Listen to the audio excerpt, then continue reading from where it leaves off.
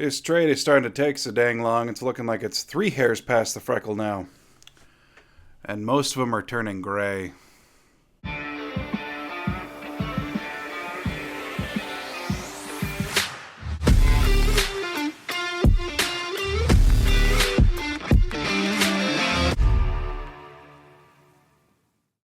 What's up, everybody? Welcome to another episode of Lombardi Time Brews. Today, we are rounding up all the mock drafts from across the interwebs, a little bit more of a local flair into our investigation today. Before we dive into the 8 mock drafts that I went out and found, though, just a couple pieces of news for you. One, Albert Breer putting out a new article today with what he knows about the Rodgers trade that we're still waiting for. And he basically said exactly what Charles Robinson said, that the trade is looking like it's going to be a second-round pick this year with a premium pick next year. Now, if we are to believe what Charles Robinson of Yahoo Sports said earlier, then we know that that premium pick of next year, what seems to be tripping it all up, is whether it's a guaranteed first, which Gutekunst wants, or whether it's a second with some contingencies that can make it a first, which is obviously what the Jets want. It's also been speculated as though this trade is basically kind of out of Gutekunst's and Douglas's hands, that they're pretty much done with this.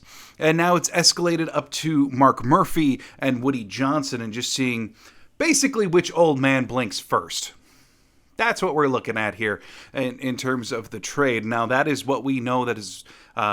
That's what's been reported, anyway, by both Albert Breer and a few days ago, Charles Robinson of Yahoo Sports. Moving on to the next news topic, Yash Nyman. Yes, the tackle extraordinaire Yash Nyman has officially signed his second-round tender that he was issued by the Packers. So that means that he can actually come to the minicamp festivities that started today. In case you didn't see, yes, players are back in Green Bay, a good number of them, not all of them, for some optional workouts. Included that for sure we saw footage of walking up to the building was Jordan Love, Christian Watson, Aaron Jones, Preston Smith, Kenny Clark. I mean, a lot of the big names. Leadership is a changin', folks, and I, for one, am happy about it.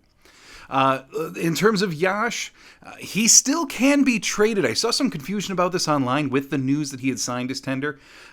Basically, it just means that another team can't sign him to an offer sheet now. Like, he's locked into a contract with Green Bay for 1 year and a little over $4 million. It also just kind of means that Green Bay now holds him as what is a traditional player asset. So a trade could still happen, or he could be included in the Rodgers deal, or whatever, right? He could still be traded, but now it would be a traditional trade, a player under contract traded for some kind of asset, not the whole offer sheet tag thing that it would have been previously. And then one last bit of news, this one a little bit more personal. If you happen to stop out at the Green Bay Card Show, it was wonderful to meet you. I did get to meet a good number of people. It was a very fun day, got some good pickups, sold some stuff. So it was a very, very good day. Very, very happy to meet some subscribers that stopped out. It was really, really cool. So if you were one of them, thank you. In terms of programming for the rest of this week, this coming Wednesday, I'm going to be going over the Packers' visits. Historically, what have they done? How many of these visits, top 30 visits, generally wind up being a Green Bay Packer? Who have they looked at this year? Friday is going to be my final mock draft, and then we get into next week, which is, of course, draft week. We're almost there. Just got to hang on a little bit longer. So let's dive in. Let's take a look at the 8 mock drafts that I have assembled. Some of them are 7th-round picks, or I should say 7-round mock drafts. Some of them are just 1st-round mock drafts. Those are kind of more of the national ones. I did try to take more of a local flair, so some actual Packer writers, not just the national big names this time around. So I'm going to give you what the picks are, what they've been listed in all these writings or videos, a little bit of their rationale as to why the picks were made, and then also a couple of my thoughts sprinkling in here and there. So let's get it started off. Packers Wire, which is USA Today, written by Zach Cruz. He dives in with his 7-round mock draft. This just came out on April 13th. I am trying to keep all the mock drafts that I'm going to talk about today, things that have been published within about the last week or so, to keep it really as updated as it possibly can be. So Zach Cruz has pick 15 in the first round, that being Miles Murphy, edge from Clemson. Pick 42 acquired in the Rodgers trade, according to Cruz. That's Darnell Washington, tight end from Georgia. The Packers' destiny, as I have labeled him. The other second-round pick, pick 45, the Packers' actual second-round pick, would be Cody Mauch, the offensive lineman from North Dakota State. Cruz here says that he checks all of the Packer boxes. Yeah, no, he really does. That's true. I think he'd be a wonderful pick. And then pick 78, their third rounder would be Jonathan Mingo, wide receiver from Ole Miss, a very, very popular name amongst the Packers contingent. And here's what Cruz wrote. Ideal Allen Lazard replacement, but with more athleticism and versatility. Yes, the testing absolutely showed that. Tested like an alien at 220 pounds. Also true with his near perfect 10 RAS score. The thing that is most intriguing about Mingo, and I've talked about this before, is his versatility. And I'm not talking slot versus boundary. I'm talking how Ole Miss deployed him in all these different spaces, but also having different responsibilities. He was a very heavily utilized blocker, and that's where kind of the Allen Lazard comparisons come in. But he also was very good at contested catches. He does have quite a bit of athleticism, showed more probable downfield prowess than Lazard ever did. So really, really like the Mingo pick. Now moving on for Cruz, pick 116, the fourth round, Dantavian Wicks, wide receiver from Virginia. Another very, very popular pick that I'm seeing mocked a lot. Here's what Cruz had to say. Another receiver who checks all the boxes. Dominant 2021 season with 1,203 yards, 21.1 yards per catch. And Packers need more developmental X receivers. Yeah, totally. I'm on board. Pick 149. This is where I fall into a little bit of disagreement. Marte Mapu, the defensive back from Sacramento State. He currently has a torn pec. He tore his pec. Ow! He tore his pec during the pre-draft process. So obviously no RAS score, no combine testing. We did at least know from the combine that he's 6'3", 217 pounds, which is a big safety. And at Sacramento State, he played safety. He played in the slot. He played a little bit of linebacker. He played some center fielder for them. He just kind of was a do-it-all type, a honey badger type. He's a redshirt senior, so he's a little bit older. He has visited with the Packers. But what he's really, really good at in his game is he's an excellent run defender. My big problem here, though, is given his size, 6'3", 217 pounds, given the way that he moves, most projections, most readings that I could find say he's going to wind up as an off-ball linebacker in the NFL. That maybe he'll play some slot, but the likelihood of him being some kind of rangy center fielder or even exclusively a box safety as opposed to a slot or actual true linebacker, no one seems to be thinking that he's going to be that in the NFL. Does it mean that he won't be? Of course not. But that's what the current projections are. We know that he would be a major contributor on special teams right away, and realistically, you're looking in round 5. So this isn't going to be your perfect player who checks every single box for you, right? But I'm still leery of choosing someone who could be an inside linebacker when you got Quay and Devondre. And McDuffie. I mean, McDuffie's physical profile is relatively similar to Mapu. So I just don't necessarily see the fit. I think it's very redundant, given not only the roster that they have right now, but given some of the guys that are under contracts for multiple years yet, if he truly does project to be a linebacker, which it seems like he is. Pick 170 for Cruz was Josh Weil, the tight end from Cincinnati. Cruz said he really liked pairing him with Darnell Washington. I think that makes all the sense in the world. Weil himself is a little bit more of a true tight end than DeGuara was, but Weil is still kind of in that Cincinnati mode of like, he does it all, which means kind of an H-back projection, a little. Pick 232, Dante Stills, 3-4 defensive end from West Virginia. Yep, they need him. Pick 235, Hunter Lupke, the running back from North Dakota, who's really, really intriguing. I mean, he could be taking over DeGuara's role next year if the Packers don't retain him after DeGuara's contract is up. Lupke is a very fun runner. He's a very, very fun player who, if you pick him in round 7, you're just getting a quality football player. Pick 242, Jordan Howden, safety from Minnesota. Love it. He also visited with Green Bay. Pick 256, Sean Clifford, quarterback from Penn State. Fine enough. Visited with Green Bay. High RAS score quarterback for this portion of the draft. Now let's move on. Ross Uglum for Packer Report just earlier today, just this morning, put out his 7-round mock draft. Now, he did not offer a lot of rationale. He just said, here dem picks. And basically, he's trading Aaron Rodgers very optimistically to the New York Jets for both of their second-round picks and a pick swap in the first round. So, you keep being a believer, Ross. Here we go. Pick 13, Jackson Smith and Jigba. Pick 42, I've always butchered this one, Felix Anudike Uzuma. Edge player from Kansas State. 43, Sam Laporta, the tight end from Iowa. 45, again, Cody Mauch, the offensive lineman. 78, third-round quarterback from Stanford, Tanner McKee. Now, I don't mind at all the idea of Tanner McKee being Jordan Love's Brian Brom, right? Slightly higher picked backup to come in and be QB2. But the rosters are in different places. Will the Packers pick a quarterback in this draft? I feel very strongly that they will. Are they going to spend a top 100 pick on a quarterback? I could see it, and maybe it's just my personal bias that says, please don't.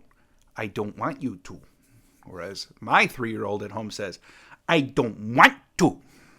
So moving on from that, pick 116, Anthony Johnson Jr., in love with that one. Pick 149, Cody Trice, the cornerback, and then pick 170, Broderick Martin, the defensive lineman. So not a lot to say there with Ross Uglum's mock draft. Look, if they get Jackson Smith and Jigba, I've already shared on this channel how I feel about him. I really, really like him as a wide receiver. I see a purpose. I'm just skeptical that the Packers are going to do it, given the fact that Matt LaFleur doesn't seem to really need a true slot receiver. The rest of the picks, sign me up. I'm just very leery of McKee being in the top 100. Now, moving on to Paul Bretl. Paul Bretl, honestly, if you don't follow him on Twitter, please go follow him on Twitter. In addition, if you don't read his almost daily articles, he, to me, is one of the smartest Packer minds that I enjoy consuming his content. So here he put out his mock draft. And one thing that you're going to notice with Bretl is he kind of ignores the offensive line position. He has said on Twitter, and I'm very much in agreement, that tackle isn't maybe necessarily as much of a need as has been projected. And you can tell from his picks here that maybe is the way he feels, maybe not, but he doesn't pick a tackle until late. So let's dive in. Pick 15, Lucas Van Ness, edge from Iowa.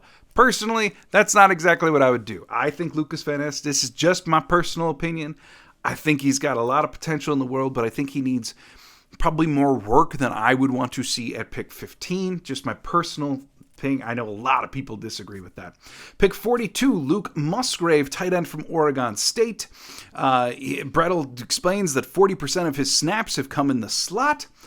Pick 45, Gervin Dexter, the interior defensive lineman from Florida. He expresses his role this year may be small because he needs a lot of technical refinement, but at 6'5", 310 pounds, and a 9.7 RAS score, he fits the Packer mold and he can do some damage. It's just his role may not be the biggest because he needs to learn more. Pick 78 in the third round, A.T. Perry, wide receiver from Wake Forest. Pick 116, here it is again, Dontavian Wicks, wide receiver from Virginia. Pick 149, Anthony Johnson Jr., that safety from Iowa State. I put him in my draft. I put him in the Quiet Candidates video just a couple days ago. I like Anthony Johnson Jr., and I hope he becomes a Packer.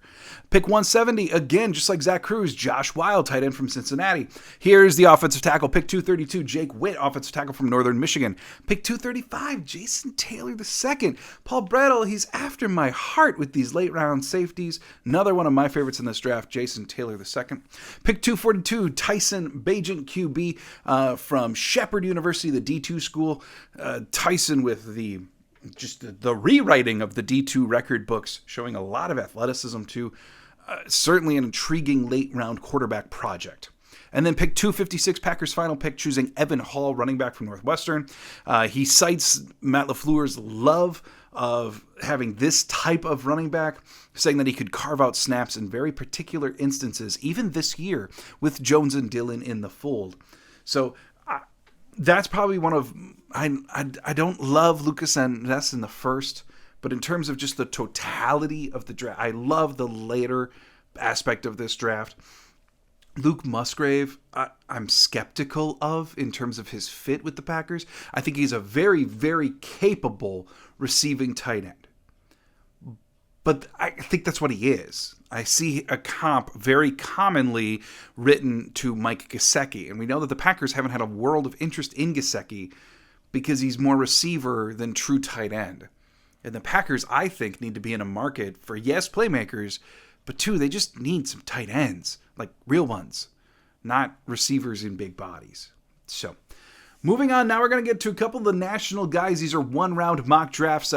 Sam Munson for PFF on April 10th, he put out his first-round mock draft, and he chose for the Green Bay Packers at pick 15, Dalton Kincaid, tight end from Utah. And here's exactly what he said, verbatim. Dalton Kincaid has game-changing receiving skills at tight end. Green Bay has a receiver room of young wideouts, but Kincaid could edge a huge weapon at a spot that still allows Christian Watson and Romeo Doubs to develop on the field. Kincaid dropped just 2 of his 93 targets last season. Fair enough. Now, personally, I don't know about picking a tight end at 15. And I saw on Twitter someone asking the question of, contracts to the side, would you swap pick 15 for George Kittle, Mark Andrews, etc.? And there's only a couple tight ends in the NFL right now. Like, we're talking best of the position that I would swap pick 15 for. I think it's a legitimate conversation as to whether a tight end in round 1 is the best use of a premium draft pick. So all I'm saying is, if you're picking a tight end in the first round, you have to be darn sure that they are going to produce for you.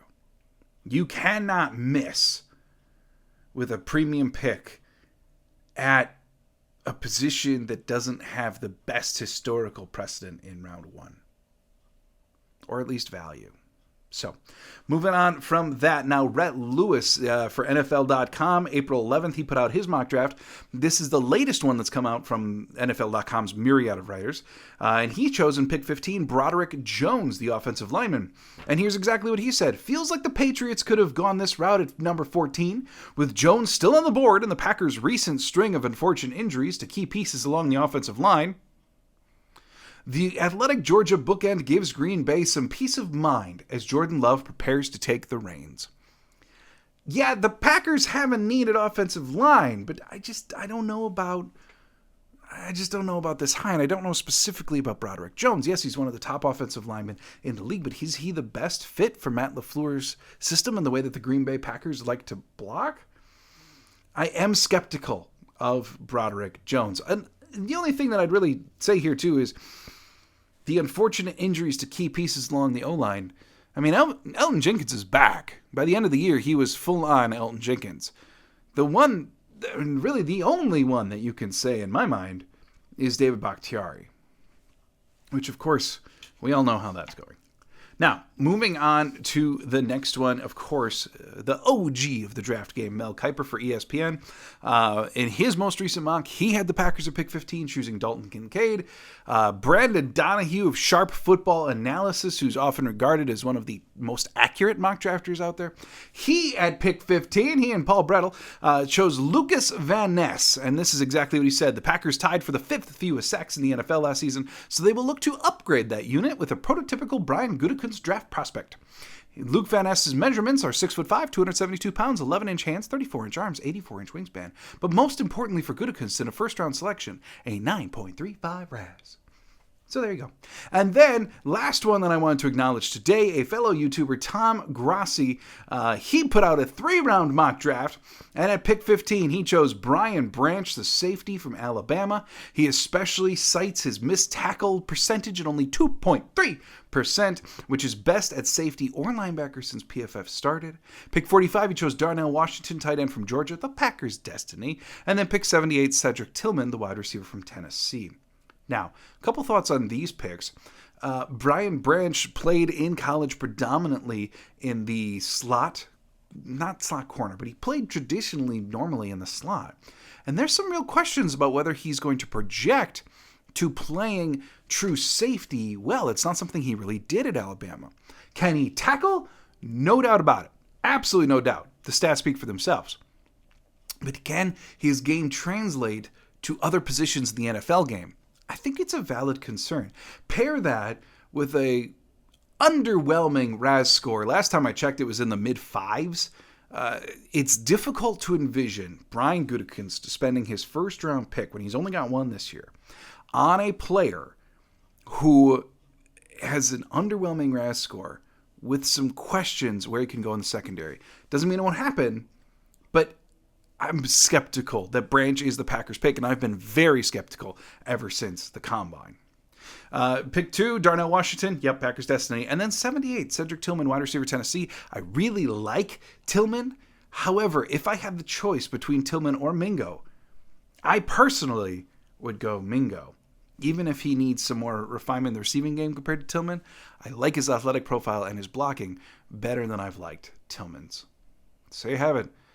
That's what the interwebs is saying. That's the latest. That's quite a bit that I could find. So come back in a couple days. I'm going to be going over the Packers, visit some of their historical record with that. Who are they visiting with this year? And then Friday is my last mock draft before we get into actual draft week. So hope this video helped you kind of piece together a bunch of your draft info. If you stopped out at the Green Bay Card Show, it was very, very nice to meet you. Hope you had a wonderful weekend. Hope you're having a great day today. And as always, go Pack Go.